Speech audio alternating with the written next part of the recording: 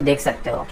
अगर मैं आपको शॉर्ट में बता दूं क्या होता है, तो जब भी हमें स्लैब के नीचे से पाइप्स को लेके जाना होता है, यानी कि फायर फाइटिंग के जो पाइप्स होते हैं, तो उसको हम स्लैब में से तो लेके नहीं जा सकते क्योंकि स्लैब की थिकनेस बहुत कम होती है।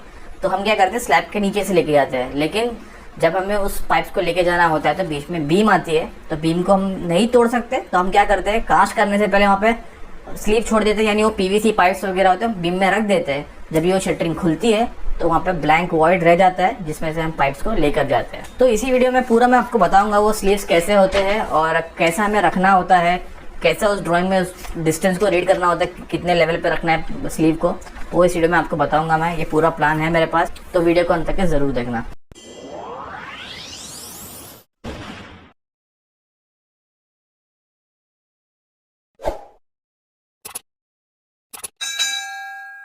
तो दोस्तों ये रही हमारी ड्राइंग। तो कभी भी ड्राइंग स्टडी करने से पहले हमें ड्राइंग का टाइटल पढ़ना चाहिए, क्योंकि हमें इतना पता होना चाहिए कि हम सही ड्राइंग पढ़ रहे हैं या नहीं।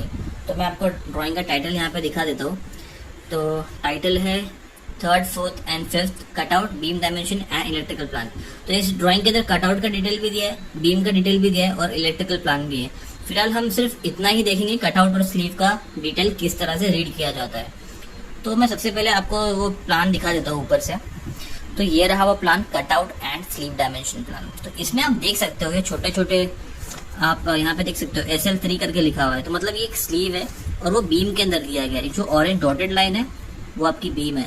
तो बीम में इस तरह से उसको प्लेस करना है, वो यहाँ पे प्लान में दिखाया गया है। अभी SL3 की डिटेल नीचे उसके शेड्यूल में दी गई रहेगी। पहले मैं आपको दिखा देता हूँ कौन से स्लीव्स है यहाँ पे। तो यहाँ पे अगेन SL10 दिया गया है यहाँ पर इस तरह से।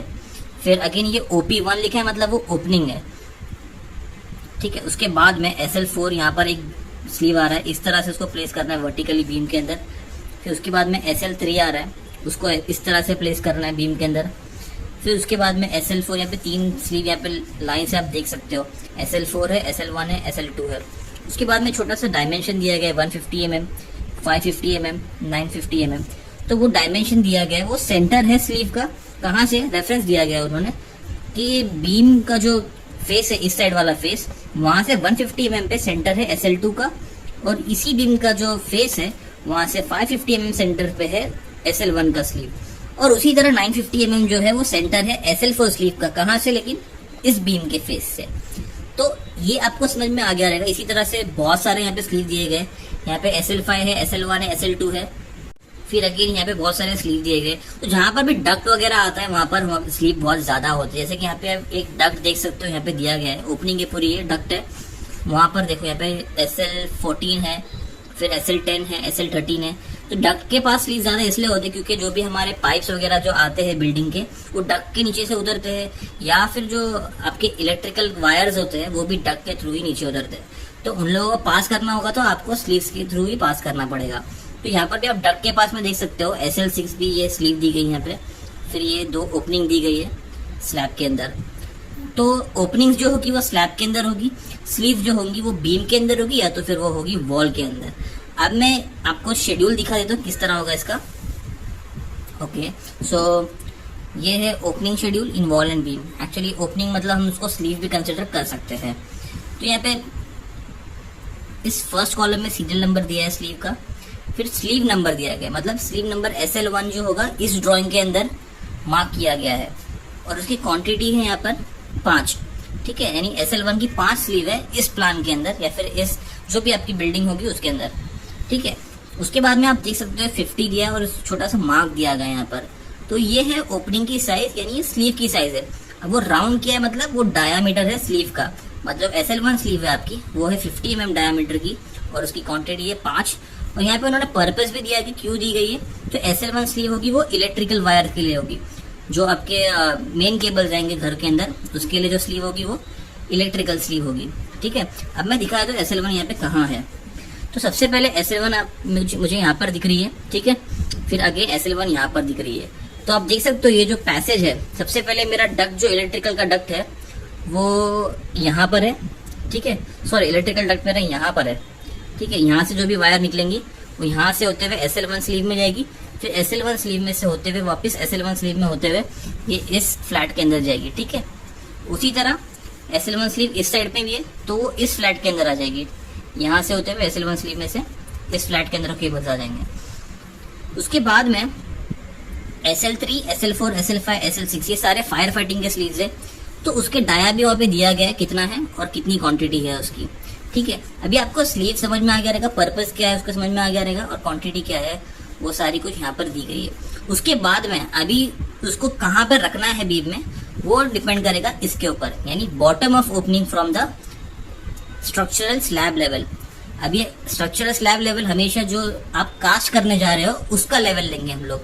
और अब ये -0.45 क्यों ले वो अभी आपको मैं बताता हूँ। तो सबसे पहले तो मैं एक स्लीव को भी पकड़ लेता हूँ, मैं ले लेता हूँ SL1 स्लीव। ठीक है, SL1 स्लीव है, मेरी डायामीटर स्लीव का 50 mm, मेरी क्वांटिटी है 5, पर्पल उसका है वो इलेक्ट्रिकल स्लीव है और मेरी bottom of opening from SSL है 0.45। अब मैं ढूंढता हूँ मेरी SL1 स्लीव कहाँ कहाँ है। तो यहाँ बहुत सारी SL1 स्लीव है, मैं कोई भी एक चूज कर लेता हूँ। सो लेट अस सिलेक्ट ये वाली। ठीक है, ये वाली सिलेक्ट कर लेते हैं SL1 स्लीव, वो एकदम सेंटर में यहाँ पर दी गई है SL1। ठीक है, और उसका सेंटर जो है वो इस वॉल के, ये जो लिफ्ट वॉल है ना, इसका जो ये फेस है, ये वाला फेस, वहां से 790 पे उसका सेंटर है, जैसे कि आप यहाँ पे देख सकते हो। ये वॉल का फेस है, वहां से 790 पे उसका सेंटर है। ठीक है, अब आपको यहाँ से हॉरिजॉन्टली कहाँ प्लेस करना है बीम में आप पता चल जाएगा। ठीक है, प्लान में देखकर। लेकिन वर्टिकली कहाँ रखना है बीम के अंदर, ऊपर नीचे। अगर 650 का बीम है आपका तो उसको ऊपर नीचे 650 डिस्टेंस में कहाँ रखना है वो अभी आपको दिखाता हूँ मैं। तो दोस्तों सबसे पहले ये वॉल जो है मैं उसका एक सेक्शन बना लेता हूँ यहाँ पर। तो वो वॉल कुछ इस तरह से दिखेगी सेक्शन में। ठीक है, फिर बाद में वो जो बीम आ रही है इस साइड से, इस तरह से बीम आ रही है, बीम नंबर में दिखाए तो आपको वो सेम यहीं पर दी गई है। B95 बीम है और साइज उसकी है 230 बाय 650 mm। तो मैं यहाँ पर उसका सेक्शन में वो इस तरह से दिखेगी कुछ। ठीक है, उसकी डेप्थ जो दी गई है हमें वो है 650 mm। ठीक है, अभी मेरा स्लीव का जो सेंटर है वो इस फेस से है वॉल के, कहाँ तक है 790 है। ठीक है, तो मेरा स्लीव का सेंटर यहाँ से मैं 790 पे ले लूँगा, मेजर करूँगा वॉल से 790 mm लेकर। ठीक है, अब मुझे स्लीव का सेंटर तो मिल गया, यहाँ पे कहीं तो आने वाला है। अब लेकिन ऊपर नीचे कहाँ रखना है तो वो मैं लूँगा यहाँ से। इसमें क्या दिया है बॉटम ऑफ ओपनिंग। तो लेट्स सपोज ये मेरी ओपनिंग है राउंड। ठीक है, इसका डाया है 50 mm का। ओके, अब उसकी बॉटम जो दिया है वो मेरा, ये बॉटम इसका जो दिया है -0.45 दिया हुआ है। कहाँ से, स्लैब लेवल से। तो यही मेरा स्लैब लेवल है ये वाला। ठीक है, ये मेरा स्लैब लेवल है। यहाँ से -45 करूंगा मतलब किधर आऊंगा नीचे, मैं 450 mm नीचे आऊंगा। ठीक है, और ये मेरा जो लेवल रहेगा वो मेरा रहेगा bottom of that particular opening. ठीक है, तो ये इस तरह से स्लीव बैठेगी। अगर मेरी 50 mm की स्लीव है तो जो टॉप पे टॉप रहेगा ओपनिंग का वो रहेगा 400 mm पे बीम के टॉप से, यानी स्लैब के टॉप से, क्योंकि बीम और स्लैब का टॉप हमेशा सेम होता है। तो जब कभी अगर आपकी अपस्टैंड बीम दी गई है इस तरह से, सपोज ये आपकी अपस्टैंड बीम दी गई है अगर, ठीक है, और उन्होंने लिखा है कि जो बॉटम ऑफ स्लीव है, ये बॉटम है स्लीव का, ठीक है, वो अगर उन्होंने दिया है कि +0.25 पे है। ठीक है, तो आपको क्या करना है, हमेशा स्लैब के ऊपर मेजर करना है। तो ये 0.25 रहेगा और ये आपकी स्लीव की बॉटम होगी और ये आपका स्लीव अंदर यहाँ पे इस तरह से रहेगा। ओके, तो आई होप ये आपको समझ में आ गया रहेगा कि किस तरह से मेजरमेंट लिया जाता है साइड पर और किस तरह से इस स्लीव शेड्यूल जो होता है उसको रीड किया जाता है। सिमिलरली ओपनिंग का शेड्यूल रहता है, ये तो काफी इजी होता है, इसमें कुछ ज्यादा आपको इसमें समझने की जरूरत नहीं है वैसे। तो जैसे कि आप देख सकते हो यहाँ पे ओपनिंग दी गई है, फिर OP01 मार्क किया है उन्होंने। ठीक है, ओपनिंग क्वांटिटी है 4, पर्पस उसका है इलेक्ट्रिकल या फिर प्लम्बिंग के लिए, और उन्होंने रिमार्क लिखा है फ्लोर कटआउट, मतलब वो स्लैब के अंदर कटआउट किया गया है। उसी तरह रिमार्क्स यहाँ पर भी दिए गए थे, तो ये SL1 उन्होंने मार्क किया है, रिमार्क उसमें लिखा है कि वो बीम के अंदर है। सिमिलरली वॉल के अंदर भी हो सकता है, तो वॉल में आपको इतना ध्यान नहीं देना होता है, क्योंकि मेनली क्या होता है, जो स्लैब कास्टिंग के टाइम पे अगर आप मिस कर देते हो स्लीव तो आपको दिक्कत देगा फ्यूचर में, क्योंकि आपको वहाँ पे कोर कटिंग करना पड़ता है। क्योंकि कंक्रीट एक बार सेट हो गया मतलब उसको तोड़ना मतलब बहुत भारी काम होता है। तो वॉल का इतना टेंशन नहीं होता है, वॉल पे तो आप ध्यान से थोड़ा मतलब सुपरवाइज करोगे तो आप इसको प्रोवाइड भी कर सकते हो, लेकिन ज़्यादा से ज़्यादा प्रिकॉशन हमें जो RCC मेंबर के अंदर स्लीव देनी होती है उसमें लेनी होती है। तो यहाँ पर मैं कुछ भी सिलेक्ट कर लेता हूँ, तो OP02 में देख लेता हूँ कहाँ है यहाँ पर। ठीक है। तो यहाँ पर मेरा OP02 मार्किंग करके दिया गया है। तो ये आप इस क्रॉस देख रहे हो इस तरह से, तो वो क्रॉस कभी भी इंडिकेट करता है कि वहां पे कटआउट है।